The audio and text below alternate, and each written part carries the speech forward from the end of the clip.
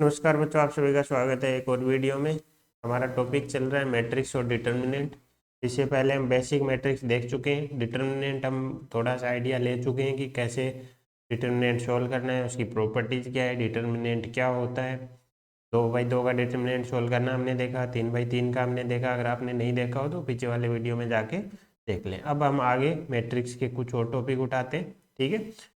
अब हम देखते हैं कुछ स्टैंडर्ड मैट्रिक्स। जैसे एक मैट्रिक्स का टाइप होता है आइडम्पोटेंट, ठीक है, निष्क्रिय मैट्रिक्स भी बोलते हैं। अब कोई भी मैट्रिक्स निष्क्रिय मैट्रिक्स कब कहलाएगा? जब कोई मैट्रिक्स ए है, उसको गुणा किया किससे? ए से, यानी उसका हमने क्या किया? स्क्वायर किया और वापिस क्या आ गया? ए आ गया, ठीक है। किसी भी मैट्रिक्स को स्वयं से गुणा करने पे अगर वापिस वही आ जा रहा है तो ऐसा मैट्रिक्स हमारा आइडम्पोटेंट मैट्रिक्स या फिर निष्क्रिय मैट्रिक्स कहलाता है, ठीक है। अब हमें पता है कि कोई दो मैट्रिक्स अगर बराबर है तो उनके क्या होने चाहिए? डिटर्मिनेंट भी बराबर होने चाहिए। तो यहाँ से हमारे पास ए स्क्वायर बराबर ए है, तो इसका मतलब डिटर्मिनेंट ए स्क्वायर का और डिटर्मिनेंट किसका? ए का बराबर होंगे। हमने प्रॉपर्टी पढ़ी थी डिटर्मिनेंट में कि ए की पावर एन का अगर डिटर्मिनेंट है तो हम डिटर्मिनेंट निकाल के उसकी पावर एन भी कर सकते हैं। ये प्रॉपर्टी अगर हम यहाँ पे अप्लाई करें तो ये क्या हो जाएगा? डिटर्मिनेंट ए का स्क्वायर हो जाएगा। अब डिटर्मिनेंट ए का स्क्वायर बराबर डिटर्मिनेंट ए आ गया। अब देखो ऐसे केस में कभी भी हमें ए से एक डिटर्मिनेंट या एक डिटर्मिनेंट काटना नहीं है, जबकि इसको हमें क्या लाना है? इस साइड लाना है। जैसे इस साइड लाएंगे डिटर्मिनेंट ए का स्क्वायर माइनस डिटर्मिनेंट ए बराबर 0। यहाँ से क्या आएगा? क्योंकि ये डिटर्मिनेंट क्या है? एक वैल्यू है, ये तो कोई वास्तविक संख्या आएगी जैसी भी है। वो क्या ले सकते हैं? कॉमन ले सकते हैं। जैसे ही कॉमन लेंगे ब्रैकेट में बचेगा ये 0। अब दो वास्तविक संख्याओं का गुणनफल क्या है? 0। तो यहाँ से या तो डिटर्मिनेंट ए बराबर 0 होगा या फिर डिटर्मिनेंट ए माइनस 1 बराबर 0 होगा। तो यहाँ से डिटर्मिनेंट ए की वैल्यू 0 आ गई, यहाँ से डिटर्मिनेंट ए की वैल्यू 1 आ गई। तो अगर कोई मैट्रिक्स ए क्या है? निष्क्रिय मैट्रिक्स है, तो वहाँ से दो चीज़ें समझ में आई कि ए स्क्वायर बराबर ए होगा और उसके डिटर्मिनेंट की वैल्यू या तो 0 होगी या 1 होगी। डिटर्मिनेंट में हमने पढ़ा था अगर कोई मैट्रिक्स क्या हो, उसका डिटर्मिनेंट 0 हो तो उसका ए इनवर्स क्या होता है? विद्यमान नहीं होता है, वो क्या कहलाता है? अव्युत्क्रमणीय मैट्रिक्स कहलाता है। और अगर उसका 0 नहीं हो तो उसका ए इनवर्स विद्यमान होगा। यानी अभी हम या उसका विद्यमान हो भी सकता है, अगर ए कोई निष्क्रिय मैट्रिक्स है तो उसका ए इनवर्स विद्यमान हो भी सकता है और नहीं भी। यानी ए इनवर्स पर हम कमिटमेंट नहीं कर सकते, वो हो भी सकता है और नहीं भी हो सकता है, ठीक है। तो ये था हमारा कौन सा? निष्क्रिय मैट्रिक्स। निष्क्रिय मैट्रिक्स में हमें दो चीजें मेनली याद रखनी है कि उसका स्वयं से मल्टीप्लाई करने पे वो खुद आएगी, और एक रिजल्ट हमने देखा कि उसके डिटर्मिनेंट की वैल्यू या तो 0 आएगी या फिर 1 आएगी। तो उसका इनवर्स विद्यमान हो भी सकता है और नहीं भी हो सकता है। हम उसमें एक तरफा हम कमिटमेंट नहीं कर सकते कि हाँ हो गई या नहीं होगा, ठीक है। अब दूसरा स्टैंडर्ड मैट्रिक्स हमारा क्या है? अनैच्छिक मैट्रिक्स, इनवॉल्यूटरी मैट्रिक्स, जिसे अनैच्छिक मैट्रिक्स भी कहते हैं। इसमें क्या होता है? इसमें भी हम क्या करेंगे? मैट्रिक्स को स्वयं से गुणा करेंगे, जैसा पिछले में था। इसमें निष्क्रिय मैट्रिक्स में कि वापिस यही आ गया था, लेकिन इसमें ए ना आके क्या आएगा? आई आएगा। आई बोले तो तत्समक मैट्रिक्स। तत्समक मैट्रिक्स का ऑर्डर हमेशा इन मैट्रिक्स के, अब देखो दो मैट्रिक्स बराबर है तो इनका ऑर्डर भी बराबर होगा। हमें पता है अगर ए स्क्वायर अगर हम निकाल रहे हैं तो ये तभी पॉसिबल है जब ए हमारा क्या हो? वर्ग मैट्रिक्स हो। ये चीज हमने कहाँ देखी थी? हमने देखी थी मैट्रिक्स के गुणन में। इसका मतलब ए हमारा क्या है? एन बाई एन का है, तो ए स्क्वायर किसका, कितने ऑर्डर का होगा? एन बाई एन का। तो तत्समक मैट्रिक्स भी कितने का लेना होगा? यहाँ पे एन बाई एन का लेना होगा। तो कोई भी मैट्रिक्स ए इनवॉल्यूटरी मैट्रिक्स कहलाता है अगर उसका स्क्वायर किसके बराबर हो? तत्समक मैट्रिक्स के वो बराबर हो। इसमें ये नहीं है कि ए की आप कोई भी घात करो बराबर आई आएगा, नहीं। इसमें सिर्फ इतना ही कहा गया है कि उसका स्वयं से मल्टीप्लाई करने पे क्या आएगा? आई आएगा। जबकि पीछे वाले में यहाँ पे हम एक और रिजल्ट निकाल सकते हैं। यहाँ पे हम एक रिजल्ट और निकाल सकते हैं। जैसे अगर हमें ए क्यूब निकालना हुआ तो क्या लिखेंगे? ए इंटू ए स्क्वायर। ए स्क्वायर को क्या लिख सकते हैं? ए लिख सकते हैं। क्या है? ए स्क्वायर किसके बराबर है? ए। तो इसका मतलब ए की कोई भी पावर हो एम हमेशा क्या आएगा? ए ही आएगा। जबकि इस केस में ऐसा जरूरी नहीं है कि ए स्क्वायर बराबर आई है तो ए की पावर एम बराबर ही आई आएगा। अभी देखते हैं क्या हो सकता है, ठीक है। तो अब हम ए क्यूब निकाल के देखते हैं। ए क्यूब को क्या लिखेंगे? ए इंटू ए स्क्वायर।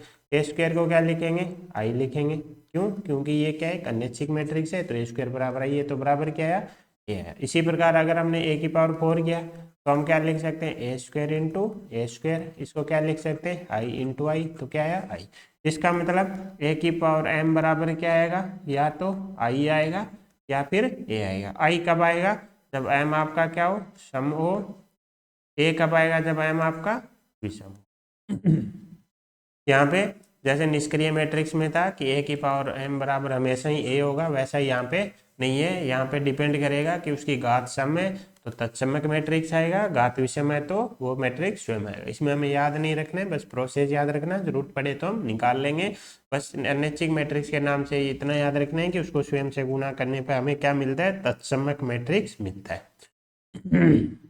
तो पीछे वाले भी सेम प्रॉपर्टी करते हैं कि ए स्क्वायर बराबर क्या है, आई। दो मैट्रिक्स बराबर हैं तो उनके डिटर्मिनेंट भी क्या होंगे, बराबर होंगे। तत्समक मैट्रिक्स का डिटर्मिनेंट 1 होता है। इसको प्रॉपर्टी से क्या लिख सकते हैं, डिटर्मिनेंट का स्क्वायर लिख सकते हैं। यहाँ से हमारे पास क्या आ गया, डिटर्मिनेंट ऑफ ए बराबर प्लस माइनस 1 आ गया। यानी अगर कोई मैट्रिक्स अनैच्छिक मैट्रिक्स है तो उसका डिटर्मिनेंट या तो +1 आएगा या -1 आएगा। दोनों ही केस में हम क्या बोलेंगे कि ए इनवर्स विद्यमान होगा। यानी ए हमारा क्या है, व्युत्क्रमणीय, ये हमारा क्या है, व्युत्क्रमणीय मैट्रिक्स है। इस केस में अनैच्छिक मैट्रिक्स के केस में हम डेफिनेटली श्योर कह सकते हैं कि इसका ए इनवर्स हमेशा विद्यमान होगा। जबकि निष्क्रिय मैट्रिक्स में हम नहीं कह सकते थे, क्योंकि उसकी वैल्यू 0 भी हो सकती है और 1 भी। तो व्युत्क्रम अवेलेबल भी हो सकता है और नहीं भी। लेकिन अनैच्छिक मैट्रिक्स के केस में मापांक की डिटर्मिनेंट की वैल्यू या तो +1 आएगी या -1 आएगी, या फिर हम बोलें कि हमेशा क्या आएगी, नॉन जीरो आएगी। नॉन जीरो आएगी तो इसका ए इनवर्स हमेशा विद्यमान होगा। ठीक है, तो अभी तक हमने दो मैट्रिक्स देखी। निष्क्रिय मैट्रिक्स देखा जिसमें ए स्वयं से मल्टीप्लाई करने पर मैट्रिक्स वापस स्वयं ही आ जाएगा। जबकि दूसरा क्या देखा हमने, अनैच्छिक मैट्रिक्स देखा। अनैच्छिक मैट्रिक्स में क्या था, स्वयं से गुणा करने पर तत्समक मैट्रिक्स आएगा। इसमें हमने देख लिया था ए की पावर कुछ भी ले आप, हमेशा क्या आएगी, स्वयं ही आएगा। जबकि इसमें ए की पावर एम बराबर किस पे डिपेंड करेगा, आंसर डिपेंड करेगा एम पे। एम आपका क्या है, विषम है, विषम है तो मैट्रिक्स ए स्वयं आएगा। एम आपका क्या है, सम है, सम है तो आपका तत्समक मैट्रिक्स आ जाएगा। इस केस में हमने देखा था मापांक ए की वैल्यू 0 या 1, तो हम नहीं कह सकते कि इनवर्स विद्यमान हो भी सकता है और नहीं भी। हमें एक तरफा नहीं बोल सकते कि होगा या नहीं होगा। जबकि इसके केस में क्या था, मापांक ए नॉन जीरो था और इसका मतलब ए इनवर्स इसका हमेशा क्या होगा, विद्यमान होगा। ये हमने दो मैट्रिक्स देख ली। अगला मैट्रिक्स है नील पोटेंट मैट्रिक्स। नील पोटेंट में क्या कहते हैं कि ए है, अगर ये n/n का है, इसका मतलब n इसकी क्या हो गई, इंडेक्स हो गई। n अगर इसकी इंडेक्स हो गई और उसकी घात भी अगर इंडेक्स के बराबर हमने ले ली और उसकी वैल्यू 0 आ गई, तो ये क्या कहलाएगा, नील पोटेंट मैट्रिक्स कहलाएगा। यहाँ पे ध्यान रखने वाली बात है कि n यहाँ पे नॉर्मल घात नहीं है कि आप कोई भी प्राकृत संख्या उठा लो, जैसे ए स्क्वायर, ए क्यूब, ए की पावर 5, नहीं। ये डिपेंड करेगा इसके ऑर्डर पे। जितना इसका ऑर्डर है वहां से उसकी इंडेक्स निकलेगी n/n से, और उतनी घात करने पे अगर 0 आ रहा है तो फिर वो क्या कहलाएगा, नील पोटेंट मैट्रिक्स कहलाएगा। अब यहाँ से हम क्या बोल सकते हैं कि इसका डिटर्मिनेंट भी 0 होगा। अगर मैट्रिक्स 0 है तो इसका डिटर्मिनेंट भी 0 होगा। डिटर्मिनेंट 0 होगा तो इसको हम ए की पावर n बराबर 0 लिख सकते हैं। यहाँ से लिख सकते हैं डिटर्मिनेंट 0 आया, इसका मतलब इसका ए इनवर्स श्योरली क्या नहीं होगा, अवेलेबल नहीं होगा। इसका मतलब ए हमारा क्या रहने वाला है, व्युत्क्रमणीय मैट्रिक्स रहने वाला है। ठीक है, तो अभी तक हमने तीन चीजें देखी। ए को स्वयं से गुणा किया, ए आ जाए या फिर आई आ जाए। दूसरा क्या देखा हमने, स्क्वायर के स्वयं से गुणा के बाद ए की घात कितने ली, इंडेक्स के बराबर। इंडेक्स के बराबर ली और वो क्या आ गया, 0 आ गया। 0 आने के आया तो इसका मतलब क्या है, वो नील पोटेंट मैट्रिक्स है। अगला मैट्रिक्स है पीरियोडिक मैट्रिक्स। अभी हमने क्या देख लिया कि ए को हमने स्वयं से गुणा करके देख लिया, दो केस में, उसकी फिर इंडेक्स की घात लगा के देख ली। अब इसके अलावा कोई ऐसी पावर मिल जाए जिससे कि वो क्या आ जाए, स्वयं ही आ जाए। ए की पावर के किया हमने, स्वयं आ गया, तो इस केस में क्या कहलाएगा, ये पीरियोडिक मैट्रिक्स कहलाएगा। ये पीरियोडिक मैट्रिक्स कहलाएगा। जहाँ और k-1 क्या कहलाएगा, इस मैट्रिक्स का पीरियड कहलाएगा, यानी इसका आवर्तकाल। ठीक है, तो हमने क्या देखा, हमने एक सिंगल मैट्रिक्स ली, हमने क्या किया, एक बार तो उसको स्वयं से मल्टीप्लाई कर दिया, दो केस बने कि वो खुद ही आ जाए या फिर तत्समक आ जाए। दूसरा हमने क्या किया, उसकी इंडेक्स की पावर ले ली हमने और हमें देखा कि 0 आ जाए तो नीलपोटेंट हो गया। इस केस में हमारा क्या था, आइडम्पोटेंट निष्क्रिय हो गया मैट्रिक्स, और इस केस में अनैच्छिक हो गया, ये हमारा नीलपोटेंट हो गया। फिर हमने देखा कि इसके अलावा हम क्या ले लिया, कोई एक ऐसी पावर मिल गई जिससे हमें क्या मिल रहा है, वापिस वही मैट्रिक्स मिल रहा है, तो ये पीरियोडिक मैट्रिक्स कहलाएगा। और एक ही और k-1 इसका क्या कहलाएगा, आवर्तकाल कहलाएगा। इस केस में क्या था हमारा कि ए इनवर्स विद्यमान हो भी सकता है और नहीं भी हो सकता है। क्यों, क्योंकि मापांक ए किसके बराबर आया था, 0 और 1 के बराबर आया था। इस केस में मापांक ए किसके बराबर आया था, ±1, या फिर हम याद रखने के लिए नॉन जीरो, तो ए इनवर्स विद्यमान होगा। इसमें मापांक ए 0 तो ए इनवर्स विद्यमान नहीं होगा। ठीक है, इस केस में हमने देखा था ए की पावर आप कुछ भी ले वापिस ए आएगा। इसमें दो केस थे, एम अगर सम है तो आपका किसके बराबर आएगा, तत्समक मैट्रिक्स के बराबर। अगर एम आपका क्या है, विषम है, तो किसके बराबर आएगा, मैट्रिक्स ए के बराबर आएगा। अगर हम ध्यान से देखें तो इसमें हम क्या कर रहे हैं, मैट्रिक्सों का गुणा कर रहे हैं। पहले हमने स्वयं से ही गुणा किया, फिर उसने उसकी इंडेक्स घात में ली। इसमें हमने क्या लिया, इंडेक्स के अलावा कोई और घात में ली। ठीक है, तो ये चार हो गए स्टैंडर्ड मैट्रिक्स। कौन कौन से, आइडेम्पोटेंट निष्क्रिय मैट्रिक्स, स्वयं से गुणा किया ए आ गया, इनवॉल्यूटरी मैट्रिक्स या फिर अनैच्छिक मैट्रिक्स जिसमें स्वयं से गुणा करने पे तत्समक मैट्रिक्स आ गया, नीलपोटेंट मैट्रिक्स कि उसकी इंडेक्स घात में ली तो उसका आंसर 0 आ जाए। इसके अलावा पीरियोडिक मैट्रिक्स। अब हम देखते हैं किसी भी मैट्रिक्स का स्थानांतरण, या फिर हम बोल सकते हैं किसी भी मैट्रिक्स का अगर हमें ट्रांसपोज निकालना हो तो हम कैसे निकालें। इसके बारे में थोड़ा सा हमने डिटर्मिनेंट के दौरान देखा था। डिटर्मिनेंट की प्रॉपर्टीज में हमने देखा था कि हम रो को किससे बदल दें, कॉलम से, सभी रो को, या फिर सभी कॉलम को किससे बदल दें, रो से। तो उस केस में क्या था कि डिटर्मिनेंट की वैल्यू चेंज नहीं होती है, और जो ऐसा करने पर जो नया डिटर्मिनेंट आता है उसे ही हम क्या बोल रहे थे, ट्रांसपोज बोल रहे थे। तो हम क्या करेंगे, सबसे पहले तो कोई मैट्रिक्स ए है तो इसके ट्रांसपोज को दिखाने के लिए क्या नोटेशन क्या होता है कि ए की पावर टी लिख दो, या फिर ए के ऊपर क्या लगा दो, डैश। अगर ए के ऊपर टी लिखा है या फिर ए के ऊपर डैश लिखा है तो इसका मतलब वो मैट्रिक्स ए के ट्रांसपोज की बात कर रहा है। इसमें करना क्या होता है, किसी भी मैट्रिक्स का अगर आपको ट्रांसपोज निकालना है तो क्या करो, सभी रो को क्या बना दो, कॉलम बना दो, या फिर अगर ऐसा कर रहे होंगे ना तो कॉलम अपने आप बन जाएंगे क्या, रो। या फिर आप क्या करो, आप कॉलम को क्या बना दो, रो कर दो। कुल मिला के हमें क्या करना है, रो कॉलम को आपस में इंटरचेंज करना है। जैसे अगर हमें मैट्रिक्स दिया होता ए बराबर ABCD, हमें चाहिए इसका ट्रांसपोज। ट्रांसपोज के लिए हमें क्या करना है, जैसे ये अभी क्या है, रो, कौन सी रो है, पहली, तो इसे क्या बना दो, पहला कॉलम। ये क्या बन गया, पहला कॉलम। इसी प्रकार ये क्या है, दूसरी रो, दूसरी रो को क्या बना दो, दूसरा, तो ये इसका क्या आ गया, ट्रांसपोज आ गया। चाहे आप कॉलम को रो बना दो, बात एक ही है, काम यही आने, आंसर सेम ही आएगा। अगर आपने कॉलम को रो बनाया, AC आपका क्या है, हमारा A और C क्या है, फर्स्ट कॉलम। फर्स्ट कॉलम को क्या बनाना है हमें, रो, तो रो बनाएंगे तो ऐसे लिखा जाएगा, तो यहाँ A आ जाएगा, यहाँ C आ जाएगा। B D ये क्या है हमारा दूसरा कॉलम, इसको हमें क्या बनाना है, दूसरी रो, दूसरी रो बनाएंगे, यहाँ B आ जाएगा, यहाँ D आ जाएगा। आंसर क्या आएगा, सेम ही आएगा। कुल मिला के हमें क्या करना है, रो कॉलम को आपस में इंटरचेंज कर देना है। जैसे अगर ए मैट्रिक्स होता हमारा ABC 1 2 3 XYZ, हमें चाहिए इसका ट्रांसपोज। पहला कॉलम रो क्या है, ABC, उसको क्या बना दिया, पहला कॉलम। दूसरी रो क्या है 1 2 3, उसको क्या बना दिया, दूसरा कॉलम। तीसरी रो क्या है XYZ, उसको क्या बना दिया, तीसरा कॉलम। क्या निकल के आ गया, ट्रांसपोज निकल के आ गया।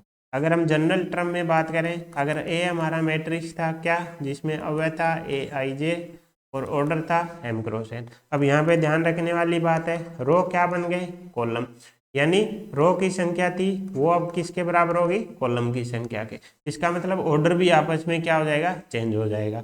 तो इसका जो ट्रांसपोज होगा उसमें AIJ की बजाय क्या लिखेंगे, AJI। क्यों, क्योंकि I हमारा क्या बता रहा है, रो को, जो कि अब क्या बन गए, कॉलम।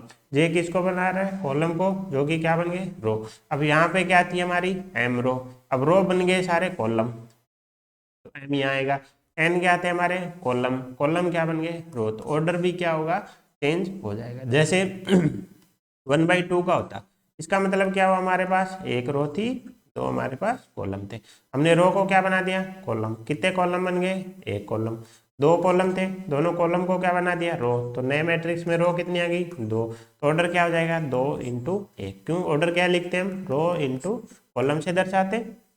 तो इसका ऑर्डर क्या हो जाएगा, ट्रांसपोज का ऑर्डर चेंज हो जाता है। ठीक है, तो हमें ट्रांसपोज में ध्यान रखना है कि रो को कॉलम बनाना है, और इसमें इसका ऑर्डर क्या होगा, चेंज हो जाएगा, क्योंकि रो की संख्या अब क्या बन सकती है, कॉलम की संख्या बन गई है। कॉलम की संख्या किसके बराबर हो गई है, रो की संख्या। ऑर्डर क्या बताता है, रो और कॉलम की संख्या ही तो बताता है ना। अब क्या होगा, कॉलम इंटू रो हो जाएगा, जिसमें हमें कुछ नहीं करना, रो को उठा के कॉलम बना देना है, या फिर कॉलम को उठा के रो बना देंगे। ठीक है, अब हम क्या देखते हैं, इसकी कुछ प्रॉपर्टीज देख लेते हैं।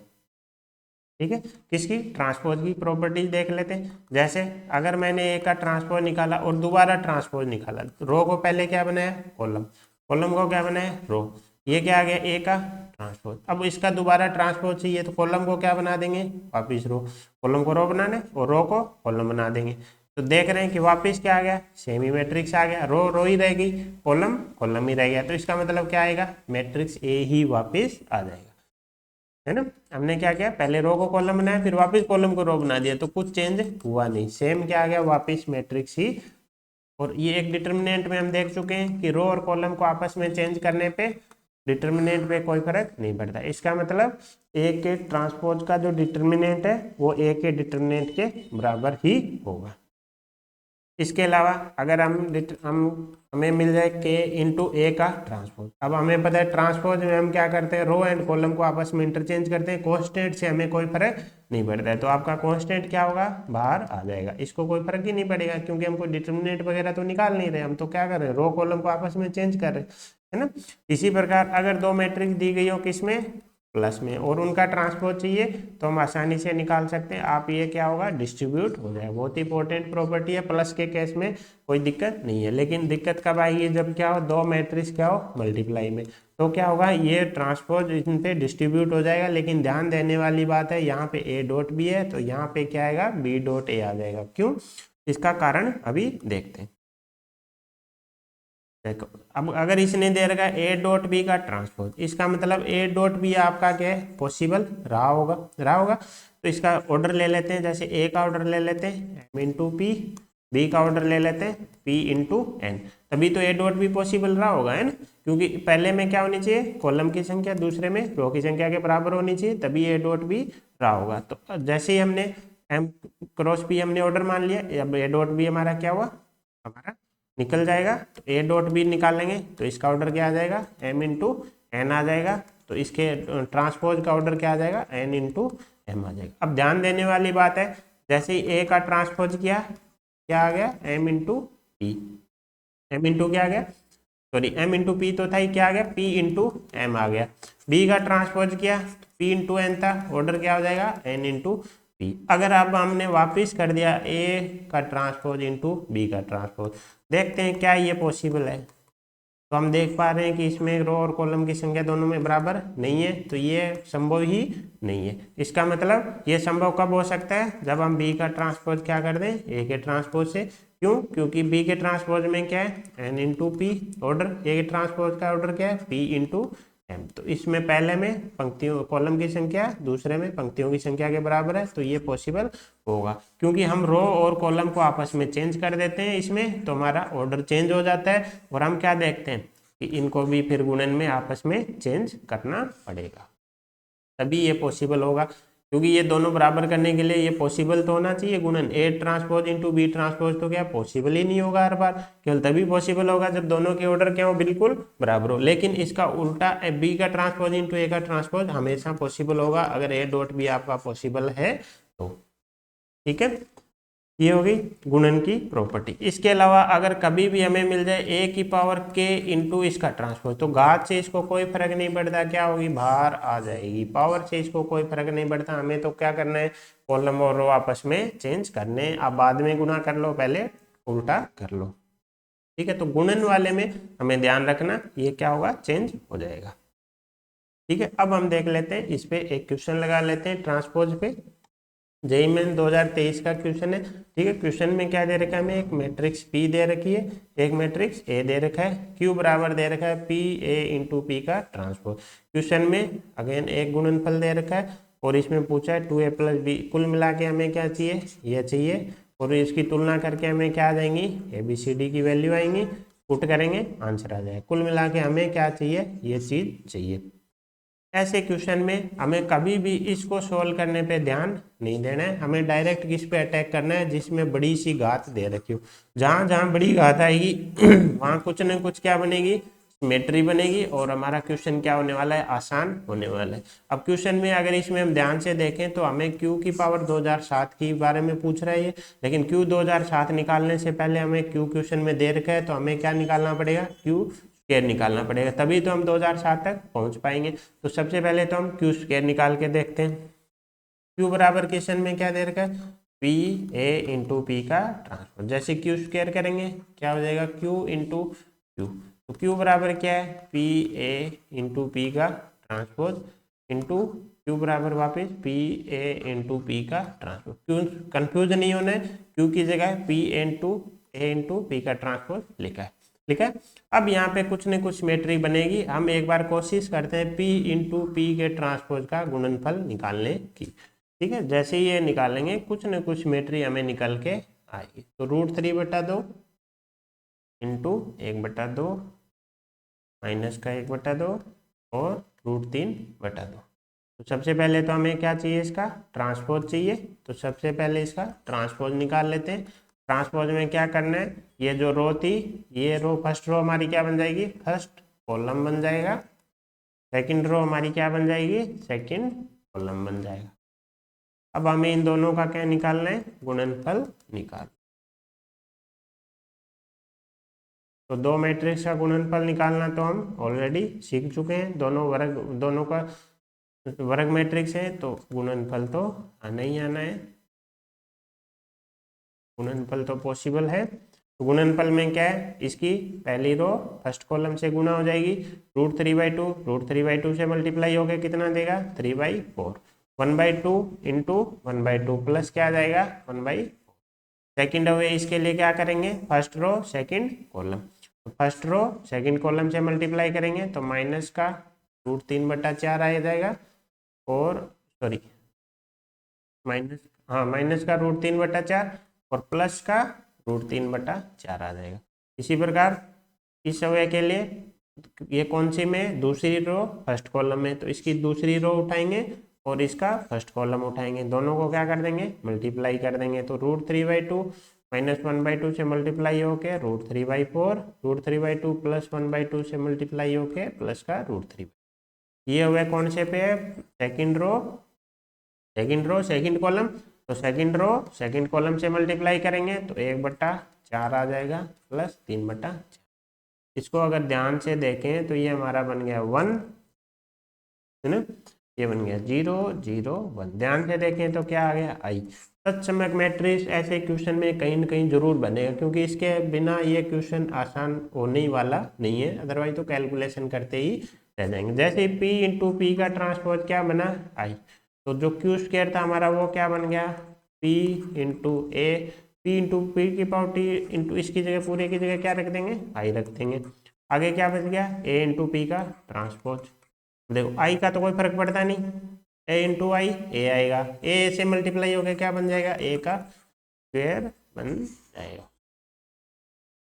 तो हमारे पास क्या है, क्यू बराबर हमारे पास था P A इंटू पी का ट्रांसपोज, क्यू स्क्वायर बराबर क्या आ गया, P इंटू ए स्क्वायर इंटू पी का। अगर हम ध्यान से देखें यहाँ पे ये दोनों तो क्या है, सेम है, बाहर वाले अंदर दोनों साइड वाले, बीच वाले में क्या है, वही पावर आ रही है जो क्यू की पावर आ रही है। इसका मतलब क्यू की पावर 2007 को हम क्या लिख सकते हैं, बाहर तो P इंटू पी और P का ट्रांसपोज ही रहने वाला है, बीच में A रहने वाला है, पावर कितनी आएगी, वो ही आएगी जो क्यू की पावर। ये हमने कहाँ से निकाला, इन दोनों में सिमेट्री देख के हमने निकाल लिया, किसको, क्यू की पावर 2007 को। जैसे ही क्यू की पावर 2007 आ गई, यहाँ पे रख देंगे पी का ट्रांसपोज क्यू की पावर 2007 इंटू पी, पी का ट्रांसपोज था ही। अब दो क्यू की पावर 2000 की 7 की जगह क्या आ जाएगा, पी इंटू ए की पावर 2007 इंटू पी का ट्रांसपोज इंटू पी। अब यहाँ पे पी का ट्रांसपोज इंटू टी, पी का ट्रांसपोज इंटू पी, ये वापस क्या बन जाएगा, आई बन जाएगा। ये ए की पावर 2007 ही रहेगा और ये भी क्या बन जाएगा, आई बन जाएगा। क्यों, ये हमने थोड़ी देर पहले ही देखा था, पी इंटू पी का ट्रांसपोज क्या था, आई था। ठीक है, और ये क्या आ गया, अब किसके बराबर आ गया, ए की पावर 2007 के बराबर आ गया। अब हमें ए की पावर 2007 चाहिए। अब हमारे पास क्या है, ए दिया हुआ है हमें। अब हमें ए की पावर 2007 तक पहुंचने के लिए ए स्क्वायर निकालना पड़ेगा। मल्टीप्लाई करेंगे, 1 1 मल्टीप्लाई होगा 1 0 से, 1 देगा, 1 1 1 1 से मल्टीप्लाई के 2 देगा, ये 0 देगा। और ये इसी प्रकार एक और निकाल लेते हैं, फिर क्या है, ताकि हमारी क्या बन जाएगी, कुछ सिमेट्री हम निकाल लेंगे। ये हमारा ए स्क्वायर आ गया इंटू क्या बन जाएगा, ए क्यूब बन जाएगा। ये हमारा 1 आएगा, ये 3 आएगा, ये 0 आएगा, ये हमारा 1। अब अगर हम तीनों को देखें, ए स्क्वायर और ए क्यूब में अगर हम ध्यान से देखें तो ये तीन अव्यय क्या रह रहे हैं हमारे, हर बार सेम ही रह रहे हैं, सेम ही रह रहे हैं। तो इसका मतलब अगर हम ए की पावर 2007 निकालेंगे तो तीन अव्यय तो हमारे पास निकल के आगे, आप पावर कुछ भी करो हर बार क्या रह रहे हैं, सेम रह रहे हैं। अब बात रही इस अव्यय की, तो ये क्या किसके बराबर आ रहा है, ए की के बराबर। जितनी ए की घात उतना ही ये अव्यय। तो यहाँ पे ए की घात कितनी है, 2007, तो ये कितना हो जाएगा, 2007 हो जाएगा। और ये क्वेश्चन वाले ने किसके बराबर दे रखा है, ए बी सी डी के। तुलना करेंगे, ए बराबर 1, बी बराबर 2007, सी बराबर 0, डी बराबर 1। क्वेश्चन वाले ने क्या पूछा हमसे, 2a plus B minus 3c minus 4d। 2a बोले तो 2, प्लस बी बोले तो 2007, माइनस 3c बोले तो 0, माइनस 4d बोले तो माइनस का। ये बच गया हमारा 2009 माइनस 4 बराबर 2000। हमारा करेक्ट आंसर निकल के क्या आ गया, 2005, यानी सी हमारा क्या हो गया, करेक्ट आंसर हो गया। तो ये था मैट्रिक्स पे क्वेश्चन, जिसमें हमें इसमें हमारा क्या काम है, गुणन भी काम आ गया, ट्रांसपोज भी काम आ गया। जनरली ऐसे क्वेश्चन को देख के हमें घबराना नहीं है जहाँ पे बड़ी पावर हो, क्योंकि यहाँ पे कुछ न कुछ सिमेट्री निकल के आसान बन जाएगा। यहाँ पे इस लेवल पे हमें इसको हल करने की कोशिश नहीं करनी है, क्योंकि यहाँ से कोई सिमेट्री नहीं बनने वाली। हमें किस पे जाना है, इस बड़ी वाली घात को सबसे पहले अटैक करना है। क्यू की पावर 2007 तक पहुँचने के लिए पहले क्यू स्क्वायर निकालेंगे। क्यू स्क्वायर में हमारे पास क्या दिखा बीच में, पी इंटू पी की पावर ट्रांसपोज। इसको हमने सोल्व करके देखा तो हमारे पास क्या मिल गया, तत्समक मिल गया। तो जैसे ही तत्समक मिला, क्यू स्क्वायर आ गया। अब यहाँ से हमें क्या एक सिमेट्री मिल गई कि क्यू और क्यू स्क्वायर में देख रहे हैं कि पी और पी का पावर ट्रांसपोज तो क्या है, सेम ही है। ये तो हर बार क्या रह रहे हैं, फिक्स ही रह रहे हैं। बीच में कौन आ रहा है, ए आ रहा है, लेकिन उसकी पावर कितनी आ रही है, उतनी आ रही है जितनी क्यू की घात है। तो क्यू की घात यहाँ कितनी, 2007, तो यहाँ भी 2007। वैल्यू पुट की, सोल्व किया, क्या निकल के आ गया, ए की पावर 2007। ए की पावर 2007 निकालने के लिए अगेन हमने क्या निकाला, ए स्क्वायर ए क्यूब निकाले। तुलना की, हमने देखा कि तीन अव्यय ऐसे थे जो कि हर बार सेम ही आ रहे हैं, और चौथा अव्यय ऐसा है कि जो ए की घात पे डिपेंड कर रहा है। तो उससे हमने क्या निकाल लिया, ए की पावर 2007। तुलना की, ए बी सी डी की वैल्यू निकल के आ गई। ठीक है, तो ये था हमारा ट्रांसपोज। किसी भी मैट्रिक्स का क्या निकालना, ट्रांसपोज निकालना। ट्रांसपोज में क्या करना है, रो को कॉलम बना देना है। चाहे रो को कॉलम बना दो या फिर कॉलम को रो बना दो। रो को कॉलम बना रहे होंगे तो कॉलम अपने आप रो बन गए होंगे। ठीक है, इस केस में हमें क्या ध्यान रखना है कि जो ट्रांसपोज होगा उसका ऑर्डर चेंज हो जाएगा। पहले अगर m क्रॉस n है तो पहले जो रो की संख्या थी वो कॉलम की संख्या बन जाएगी। ये क्या है, रो की संख्या, ये क्या है, कॉलम की संख्या। अब सारी रो m रो है वो कितने क्या बन गए, m कॉलम बन गए। n कॉलम थे वो क्या बन गए, n रो बन गए। इसके अलावा हमने प्रॉपर्टीज देखी कि ट्रांसपोज का डिटर्मिनेंट से कोई फर्क नहीं पड़ेगा, ट्रांसपोज से डिटर्मिनेंट पे, है ना। उसके अलावा कांस्टेंट से ट्रांसपोज पे कोई फर्क नहीं पड़ेगा, क्योंकि हम तो ट्रांसपोज में क्या कर रहे हैं, रो और उनको चेंज कर रहे हैं। दो मैट्रिक्स का प्लस है, कोई फर्क नहीं पड़ेगा ट्रांसपोज पे। लेकिन अगर दो मैट्रिक्स का गुणन है तो ट्रांसपोज को फर्क पड़ेगा। ये डिस्ट्रीब्यूट तो होगा, लेकिन ऑर्डर चेंज होने की वजह से ये ए डॉट बी था वो अब बी की पावर बी का ट्रांसपोज इंटू ए का ट्रांसपोज हो जाएगा। ये आपस में क्या हो जाएगा, चेंज होगा। यहीं पे अगर एक से ज़्यादा मैट्रिक्स होते गुणन में तो क्या होता है, ये सबको डिस्ट्रीब्यूट हो जाता और ये क्या होते, ऑर्डर चेंज होने की वजह से उल्टे लिख दिए जाते। ए बी सी डी थे, डी सी बी ए लिखना पड़ेगा क्योंकि ऑर्डर चेंज हो गए। इसी प्रकार ए की पावर के का ट्रांसपोज निकाल रहे हैं तो ट्रांसपोज को कोई फर्क नहीं पड़ता, पहले ट्रांसपोज कर दो उसके बाद घात निकाल लो। इसके अलावा इस पे इसका हमने क्वेश्चन भी देखा। उससे पहले हमने क्या देखा था, स्टैंडर्ड मैट्रिक्स भी देखा था। किसी मैट्रिक्स को स्वयं से गुणा किया, ए आ गया तो निष्क्रिय मैट्रिक्स, तत्समक आ गया तो अनैच्छिक मैट्रिक्स। इसी प्रकार ए की पावर इंडेक्स ली, 0 आ गया तो निलपोटेंट मैट्रिक्स। ए की पावर घात ऐसी मिल गई कि वापस आ गया तो पीरियोडिक मैट्रिक्स। जहाँ पे के इसका नहीं है, के इसका क्या, के -1 इसका क्या कहलाएगा, आउट पीरियड कहलाएगा। ये चीजें हमने देखी। अब जैसे ही ट्रांसपोज आ गया तो ट्रांसपोज के कारण अब हमारे पास 2-3 नए टाइप ऑफ मैट्रिक्स आ गए। ठीक है, जैसा हमने निष्क्रिय मैट्रिक्स में देखा था, हम क्या कर रहे थे, दो मैट्रिक्स आपस में गुणन किया था। अगर ए आया तो निष्क्रिय, तत्समक आया तो हमारा अनैच्छिक मैट्रिक्स। लेकिन अब हम क्या करेंगे, ए का गुणनफल कर सकते हैं किससे, ए के ट्रांसपोज से भी कर सकते हैं। अगर दोनों के गुणनफल से क्या आ गया, तत्समक मैट्रिक्स, तो ऐसे मैट्रिक्स फिर क्या बोल देंगे, ए को कौन सा मैट्रिक्स बोल देंगे, ऑर्थोगोनल मैट्रिक्स बोल देंगे। ऑर्थोगोनल मैट्रिक्स के लिए क्या डेफिनेशन होगी, किसी भी मैट्रिक्स का उसके ट्रांसपोज से गुणा करने पे क्या आ जाए, तत्समक मैट्रिक्स आ जाए तो ऐसा मैट्रिक्स क्या कहलाता है, ऑर्थोगोनल मैट्रिक्स कहलाता है। दो मैट्रिक्स बराबर है तो इनके डिटर्मिनेंट भी क्या होंगे, बराबर होंगे। तत्समक मैट्रिक्स का डिटर्मिनेंट 1 होता है। यहाँ पे क्या लग जाएगी, प्रॉपर्टी लग जाएगी। कौन सी प्रॉपर्टी लगेगी, ए इंटू वो डिटर्मिनेंट की प्रॉपर्टी लग जाएगी। ए इंटू बी का डिटर्मिनेंट किसके बराबर होता है, determinant of A into determinant of B. जैसी प्रॉपर्टी लगाएंगे तो ए का डिटर्मिनेंट और ए के ट्रांसपोज का डिटर्मिनेंट बराबर 1। अभी थोड़ी देर पहले हमने देखा था ट्रांसपोज से डिटर्मिनेंट पे कोई फर्क नहीं पड़ता, तो ये क्या बन जाएगा, डिटर्मिनेंट ए का स्क्वायर बराबर 1। यहाँ से पता चला डिटर्मिनेंट ऑफ ए बराबर क्या है, +-1। इसका मतलब इसका इनवर्स हमेशा क्या होगा, विद्यमान होगा। ऑर्थोगोनल मैट्रिक्स में हमें ज़्यादा कुछ ध्यान नहीं रखना है, हमें सिर्फ याद रखना है किसी भी मैट्रिक्स को उसके ट्रांसपोज मैट्रिक्स से अगर मल्टीप्लाई कर दिया, अगर वो तत्समक मैट्रिक्स आ गया तो ऑर्थोगोनल मैट्रिक्स होगा। ट्रांसपोज मैट्रिक्स कैसे निकालेंगे, रो को कॉलम बना के निकाल लेंगे। और ऑर्थोगोनल मैट्रिक्स का इनवर्स हमेशा क्या होता है, विद्यमान होता है।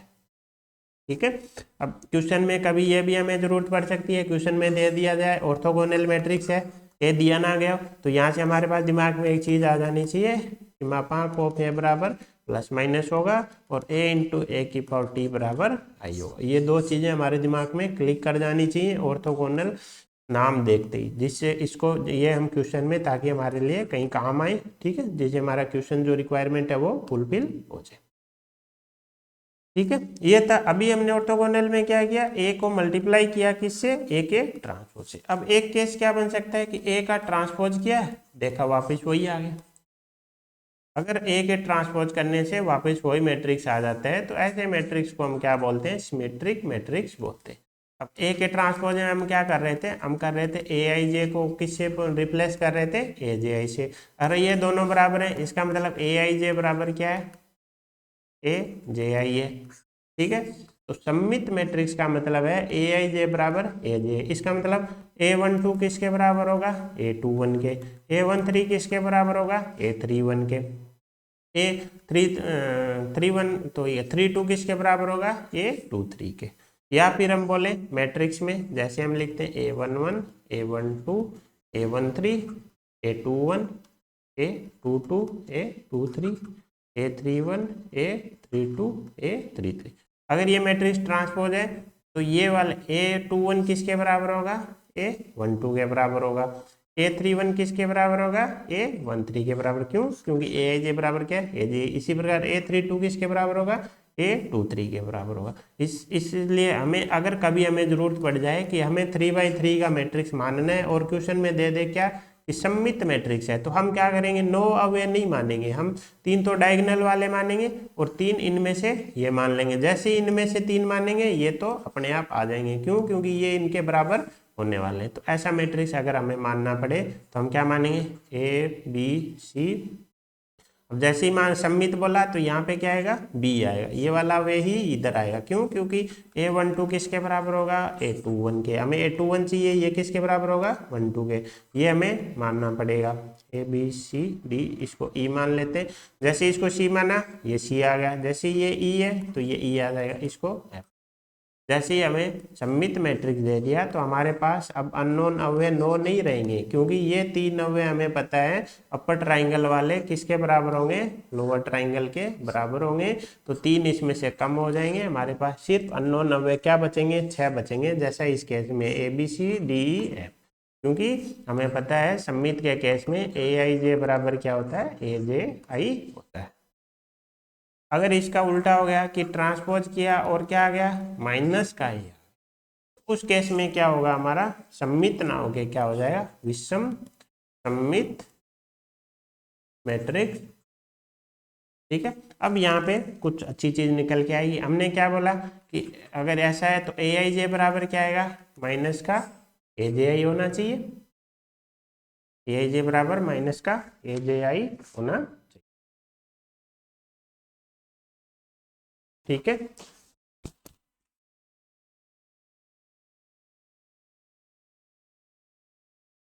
AIJ बराबर माइनस का AJI हो जाएगा, क्योंकि A का ट्रांसपोज बराबर है किसके, माइनस के A के बराबर। हमें पता है ट्रांसपोज में जो AIJ अव्यय होता है वो क्या बन जाता है, हमारा AIJ जो अव्यय था वो क्या बनता है, AJI बनता था, तो माइनस हो गया। अब यहाँ पे क्या होगा, जैसे अगर हम मैट्रिक्स मान रहे थे, जैसे हमारा था 3/3 के केस में, जैसे A12 था तो वो किसके बराबर होगा, माइनस A21 के बराबर होगा। A13 था वो किसके बराबर होगा, माइनस के A31 के बराबर। और इसी प्रकार हमारा एक कौन था, A23 था, वो किसके बराबर होगा, माइनस A32 के बराबर। ठीक है। तो विषम सम्मित के मैट्रिक्स में अगर हमने A का ट्रांसपोज निकाला तो हमें क्या मिलेगा, माइनस का A मिलेगा। अब विषम सम्मित के केस में हम एक चीज और अप्लाई करके देखते हैं। इसमें हमने क्या कर दिया, I बराबर J। सम्मित में अगर I बराबर J करते तो AI बराबर AI हो जाता, कोई दिक्कत नहीं थी। लेकिन यहाँ पे अगर हमने बराबर किया AI बराबर J का मतलब हम मुख्य विकर्ण के अवयवों की बात कर रहे हैं। जो हमारा मैट्रिक्स में ये मुख्य विकर्ण होता है, हम उसकी बात कर रहे हैं, है ना। जैसे आई बराबर J किया तो AI बराबर माइनस का AI, यहाँ से क्या होगा 2AI इंटू आई बराबर 0। यहाँ से क्या होगा AI बराबर 0। इसका मतलब विषम सम्मित मैट्रिक्स में डायगोनल के अवयव क्या होंगे, 0। ठीक है। तो विषम सम्मित मैट्रिक्स में डायगोनल के अवयव 0। अब हम देख लेते हैं कुछ प्रॉपर्टीज। ठीक है। इसकी सम्मित मैट्रिक्स और विषम सम्मित मैट्रिक्स पे बेसिस। अगर हमें दे दिया जाए क्या,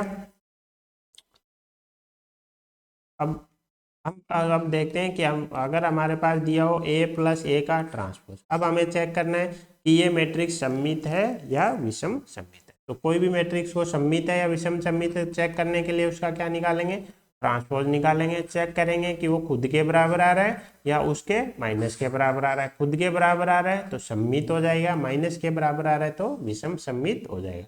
तो सबसे पहले तो क्या निकालना पड़ेगा, ट्रांसपोज निकालना पड़ेगा। अब यहाँ पे ट्रांसपोज की प्रॉपर्टी लग जाएगी, कौन सी, A+B का ट्रांसपोज किसके बराबर होता है, A का ट्रांसपोज प्लस B का ट्रांसपोज। तो ये क्या हो जाएगा, A का ट्रांसपोज प्लस A के ट्रांसपोज के ट्रांसपोज। क्यों, क्योंकि B की जगह अब हमारा क्या है, A का ट्रांसपोज है।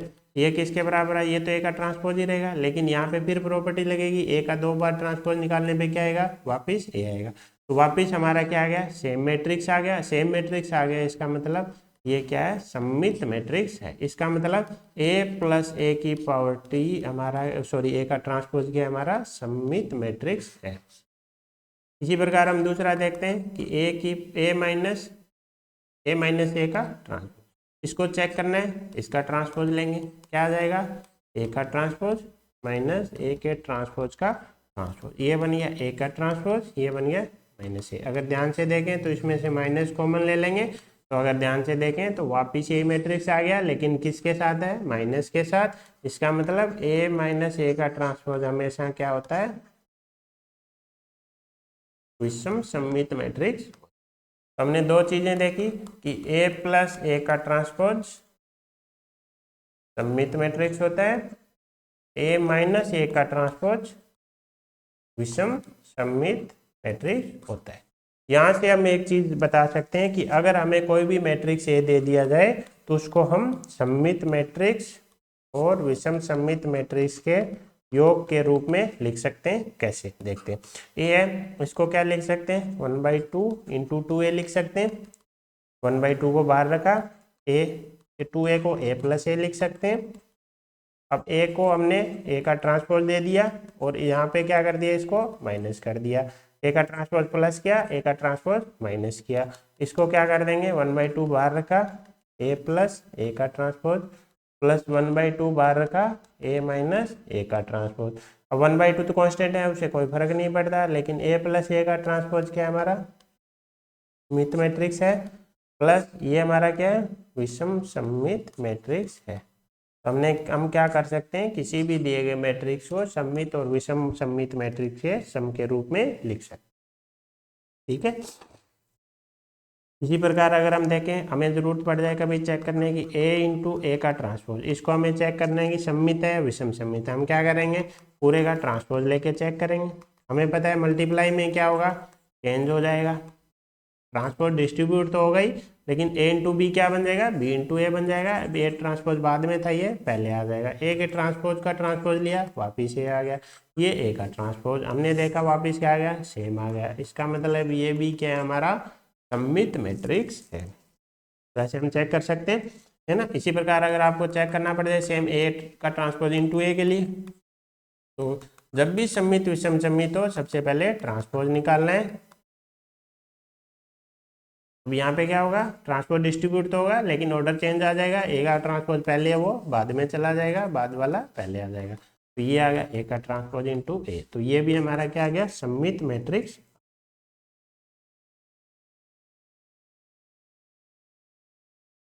अब अगर हमें दे दिया जाए कि ए हमारा क्या है, आपका सममित मैट्रिक्स है, ठीक है, और हमें पूछ लिया जाए कि ए की पावर एन का ट्रांसपोज।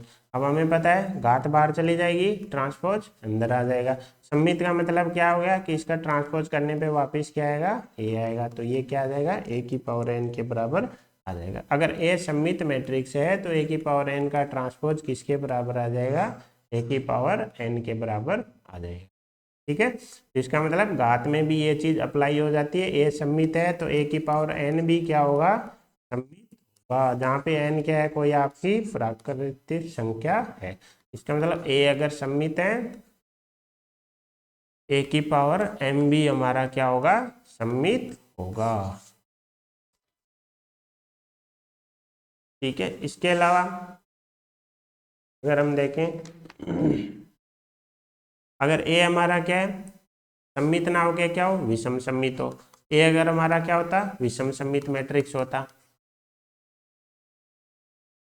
अगर ए हमारा विषम सममित होता है, इसका मतलब ए की पावर ट्रांसपोज बराबर क्या होता, माइनस ए होता। अब हमें चेक करना होता किसको, ए की पावर एन को। तो ए की पावर एन का ट्रांसपोज निकालते। ए की पावर ट्रांसपोज कहाँ चला जाता, अंदर, पावर पावर आ जाती।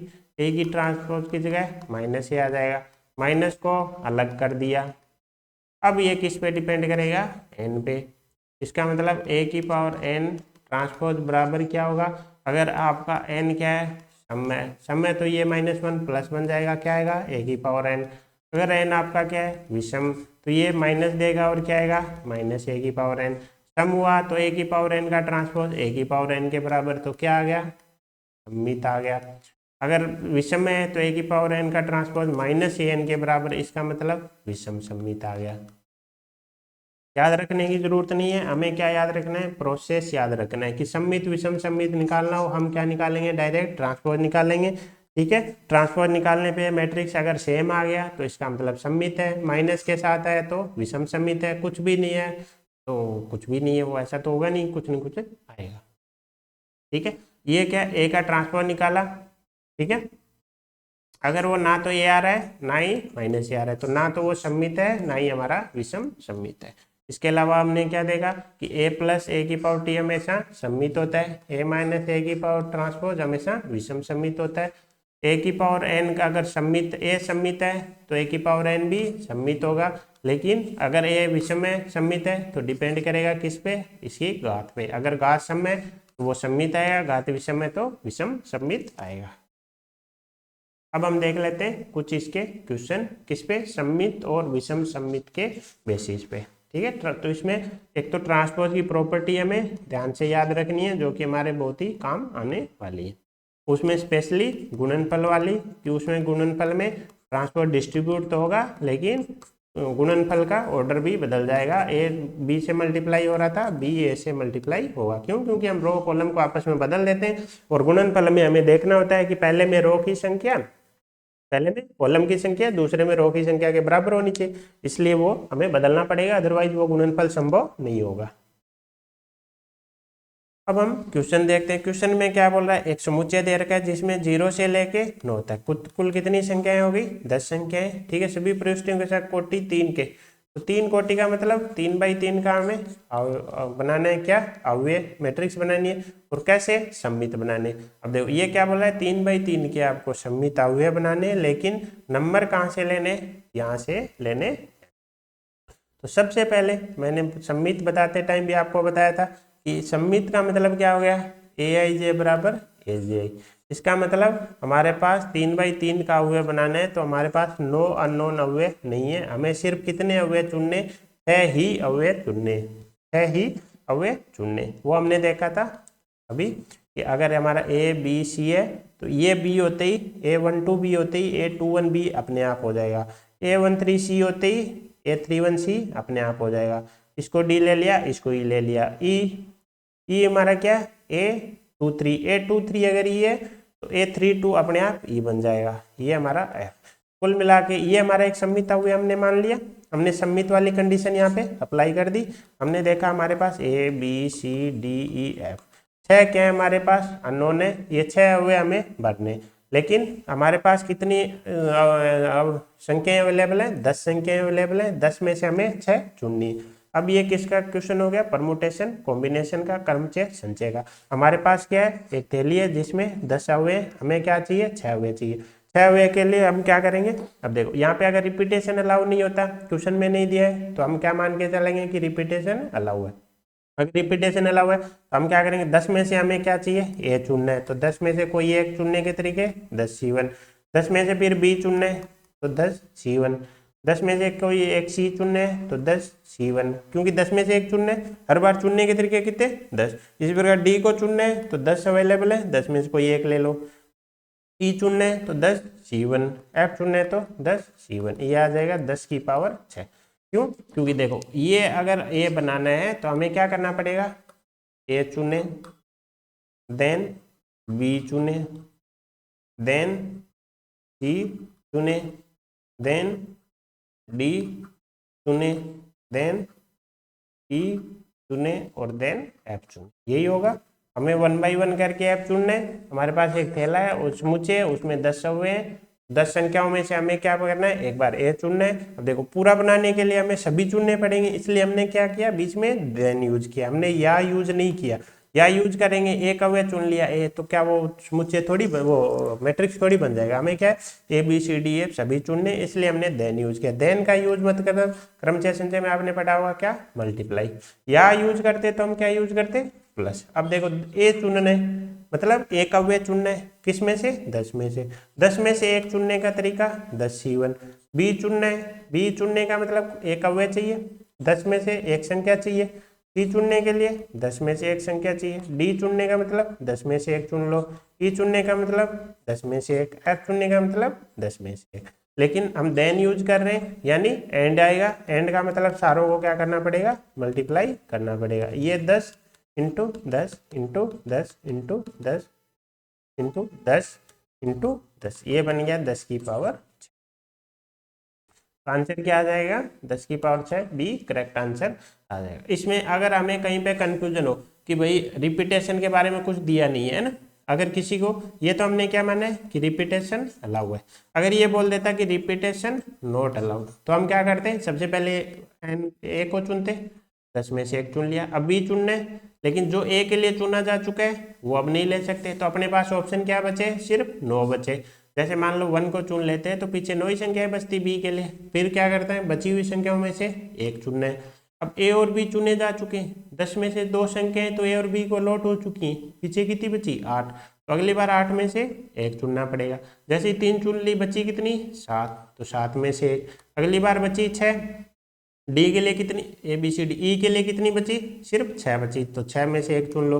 एफ के लिए सिर्फ कितनी बचेंगी 5, तो 5 में से एक चुन लो। तो ये क्या हो जाता है 10 into 9 into 8 into 7 into 6 into 5। लेकिन आप आंसर को देखोगे किसी में भी ऐसा कोई ऑप्शन दिया नहीं गया। इसका मतलब इसने क्या लिया है, रिपीटेशन को अलाउ लिया है। ठीक है, आई होप आपको ये क्वेश्चन समझ में आया होगा। इसमें सबसे इंपॉर्टेंट बात यही थी कि इसने सम्मित दे रखा है। सम्मित का मतलब है हमें 3/3 में सारे 9 अवयव नहीं चुनने, क्योंकि इनमें से अगर ये 3 चुन लिए तो ये वाले 3 ऑटोमेटिकली चुने जा चुके हैं, क्योंकि ए आई जे बराबर क्या होता है, ए जे आई होता है।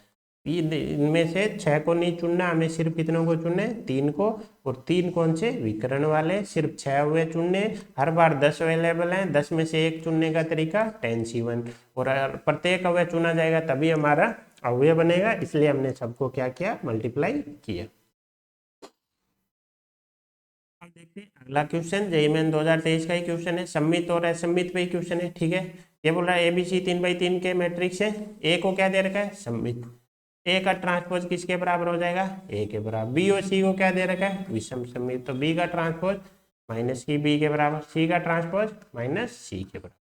पहली लाइन से तो हमें ये 3 चीजें समझ में आ गई। फिर हमें 2 स्टेटमेंट दे रखा है। पहले स्टेटमेंट में क्या दे रखा है, ए की पावर 13 बी की पावर 26 माइनस बी की पावर 26 ए की पावर 13 सम्मित है। सम्मित विषम सम्मित पूछ रहा है। पूरे मैट्रिक्स को हम क्या मान लेते हैं, मान लेते ये हमारा मैट्रिक्स क्या है, डी है। डी मैट्रिक्स हमारा क्या हो गया, ए की पावर 13 बी की पावर 26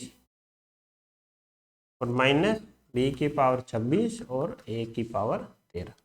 ए की पावर 13 बी की पावर 26, ये हो गया। अब हमें क्या देखना है कि डी सम्मित है या विषम सम्मित। तो डी का क्या चाहिए, ट्रांसपोज। डी का ट्रांसपोज निकालने का मतलब इसका पूरे का ट्रांसपोज। अब यहाँ पे क्या होगा, ट्रांसपोज की प्रॉपर्टी लगेगी। कौन सी प्रॉपर्टी लगेगी कि दो मैट्रिक्स समेशन में दे रखे हैं, उनका ट्रांसपोज चाहिए, तो वो क्या होगा, दोनों को अलग अलग डिस्ट्रीब्यूट हो जाएगा। क्योंकि ये ओवरऑल है तो एक मैट्रिक्स ही, मल्टीप्लाई हो गया फाइनली एक मैट्रिक्स, यानी ये भी एक मैट्रिक्स है, तो इन दोनों को क्या होगा, डिस्ट्रीब्यूट हो जाएगा। तो ए की पावर 13 बी की पावर 26 को ट्रांसपोज दे दिया, बीच में माइनस है तो माइनस, और दूसरे को भी क्या होगा, ट्रांसपोज मिल जाएगा। सबसे पहले हमने ये प्रॉपर्टी लगा दी। दो मैट्रिक्स क्या दे रखी थी, सब्ट्रैक्शन में, ऊपर ट्रांसपोज था, दोनों को ट्रांसपोज मिल गया। अब यहाँ पे क्या प्रॉपर्टी लगेगी, दो मैट्रिक्स के गुणनफल वाली। गुणनफल में हमें पता है दोनों को ट्रांसपोज मिलेगा, लेकिन ऑर्डर क्या हो जाएगा, चेंज हो जाएगा। तो सबसे पहले ए की पावर 13 और बी की पावर 26 है, ऑर्डर चेंज, ऑर्डर चेंज, यहाँ पे भी ऑर्डर चेंज, और सबको क्या मिल जाएगा, ट्रांसपोज मिल जाएगा। अब ये क्या हमने प्रॉपर्टी लगा दी, दो मैट्रिक्स गुणनफल में थी, बाद वाली पहले आ गई, पहले वाली बाद में, पहले वाली बाद में, बाद वाली पहले में। अब देखो यहाँ पे फिर प्रॉपर्टी लगेगी कि ए की पावर एन का ट्रांसपोज है। ट्रांसपोज को घात से कोई फर्क नहीं पड़ता, घात क्या होगी, बाहर आ जाएगी, ट्रांसपोज अंदर चला जाएगा, ट्रांसपोज अंदर चला जाएगा, घात बाहर आ जाएगी।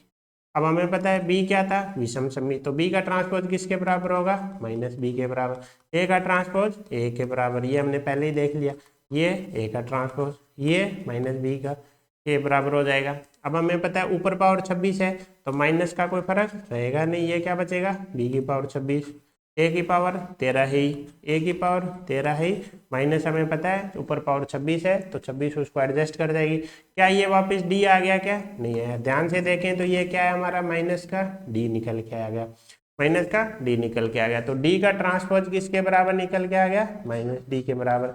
इसका मतलब डी हमारा क्या है, विषम सम्मित है। तो इसका मतलब स्टेटमेंट 1 क्या है हमारा, फॉल्स है।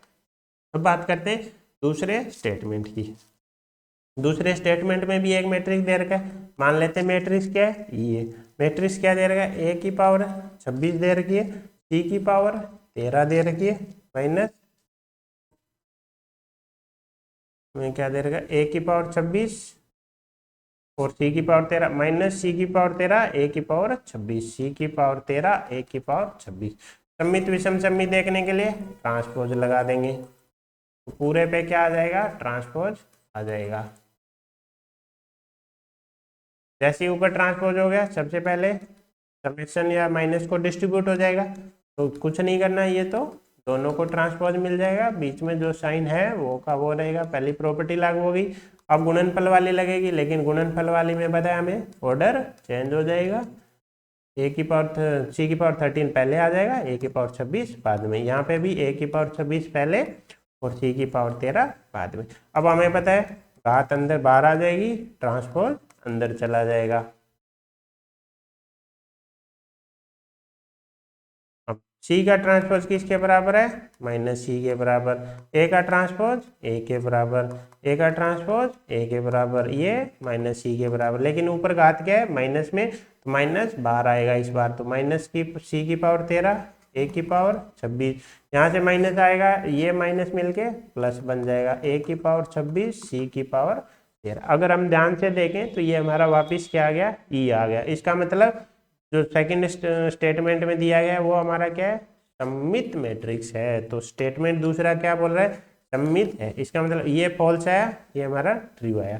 तो क्या हो गया हमारा, केवल कथन दो ही सत्य है। तो आंसर क्या हो जाएगा, डी। कुछ नहीं करना है, ट्रांसपोज की बेसिक प्रॉपर्टी लगानी है, कौन सी, ए प्लस बी का ट्रांसपोज, दो समेशन में या माइनस में, तो क्या प्लस या माइनस में तो कुछ नहीं होगा, दोनों को डिस्ट्रीब्यूट हो जाएगा। वहीं पे अगर मैट्रिक्स क्या है, मल्टीप्लाई में, तो क्या होगा, डिस्ट्रीब्यूट तो होगा लेकिन ऑर्डर बदल जाएगा। सममित का मतलब वापस वही मैट्रिक्स, विषम सममित का मतलब माइनस के साथ। बस इतनी चीजें अप्लाई करनी थी, आसान क्वेश्चन था। और तो ये था हमारा आज का वीडियो। आज हमने क्या देखा, कुछ हमने स्टैंडर्ड मैट्रिक्स देखे। स्टैंडर्ड में हमने क्या देखा, सबसे पहले कि मैट्रिक्स का खुद के साथ गुणन कर दो, खुद के साथ गुणन करने पे ए आ रहा है तो निष्क्रिय मैट्रिक्स, आई आ रहा है तो अनैच्छिक मैट्रिक्स, ए का ए के ट्रांसपोज से गुणन किया और तत्समक मैट्रिक्स आ गया तो ऑर्थोगोनल मैट्रिक्स हो गया। ए का ट्रांसपोज किया वापिस ए आ गया तो सममित हो गया, ट्रांसपोज किया माइनस का ए आ गया विषम सममित हो गया। ए को उसकी इंडेक्स से पावर में ली और आंसर क्या आ गया हमारा, 0 आ गया तो नील पोटेंट मैट्रिक्स हो गया। ए की पावर के किया वापिस ए आ गया तो ये हमारा क्या हो जाएगा, पीरियोडिक मैट्रिक्स हो जाएगा। सममित मैट्रिक्स में हमें क्या याद रखना है, ए आई जे बराबर ए जे आई, ये बहुत इंपॉर्टेंट है। और विषम सममित में क्या हो जाएगा, ए आई जे बराबर हो जाएगा माइनस के ए जे आई के। यहाँ से हमें पता चलेगा कि डायगोनल वाले अब क्या निकल के आएंगे, 0 निकल के आएंगे। थैंक यू सो मच, जय हिंद जय भारत।